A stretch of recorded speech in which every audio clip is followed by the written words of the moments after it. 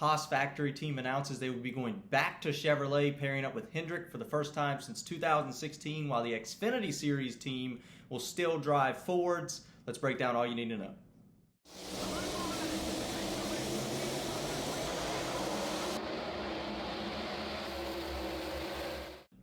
Hello everybody, welcome to Dirty Air. I'm your host Alex Lambert, and we'll do a quick Friday edition of the show. Once again, we're leading into the St. Louis race weekend this week at Gateway, or Worldwide Technology Raceway, for the second race of the playoffs. That should be exciting, but we do have some interesting news to finish out this season, or I guess kind of going into the 2026 season. So for 2026, Haas Factory Team, formerly Stewart Haas, will be going back to Chevrolet, right? So and with an alliance with Hendrick Motorsports. This is a big deal for the team. I think they're trying to step up their Cup program. It definitely was not the best season that they had.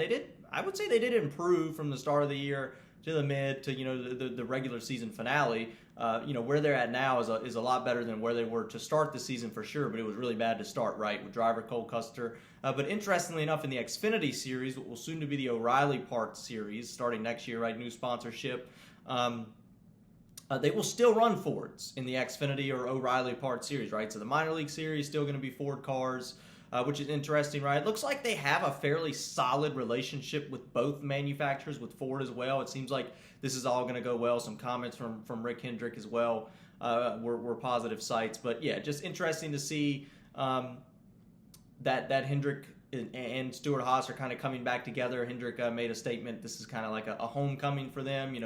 They've been welcomed before. They ran from, I think it was when the team was founded in 2009, right? So Stewart Haas Racing come together. You had Haas Factory Team. Stewart Haas comes together, and they ran Chevrolets up till 2016, and then entering the 2017 NASCAR Cup season, they switched over to Ford. And, that was a big announcement. If fans remember that was a fairly big deal, right? Because you had Hendrick, you had Stewart Haas. They'd come off a championship winning ride with Kevin Harvick in 2014, right? Just a few years prior, they had Kurt Busch. They had a strong lineup. I think Tony Stewart was, that was his final season when that announcement was made. So that was a pretty big announcement in the NASCAR world a few years ago when they switched from Chevrolet, a historically Chevrolet team, switching over to Ford. That was a big deal. Unfortunately, we know what happened a year ago with, unfortunately, Stewart Haas going out of business, right? So, you go from 4 teams down to 1, and you kind of rebrand as Haas Factory Team. No Tony Stewart involved. Tony Stewart kind of goes away.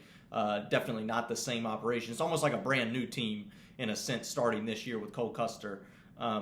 So, yeah, interesting. The guy who runs Haas Factory Team, Cole Custer's dad, I believe, actually released a statement, excited for this as well, and also excited to run with Ford moving forward, right? So certainly, I think this is a cool announcement. I think this will be interesting to see. How much is this going to be? How involved will Hendrick be, right? This could be a big step of momentum for Cole Custer, right? We've seen how he's sort of struggled in the first few years of his Cup career. He's been in the Cup Series for quite some time. Actually won a race for Stewart Haas back in 2020 at Kentucky, right? But other than that, no real big highlights. He did really great at I praised him a lot after the Daytona race this year. The Daytona Summer Race, the Coke 400 after that, thought he made some good moves.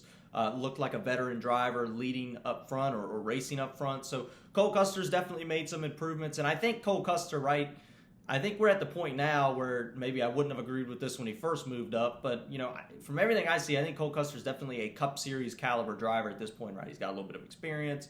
He's won a race. He's had a really struggling, I would say it's a struggling team just from the numbers, right? Lowest in points.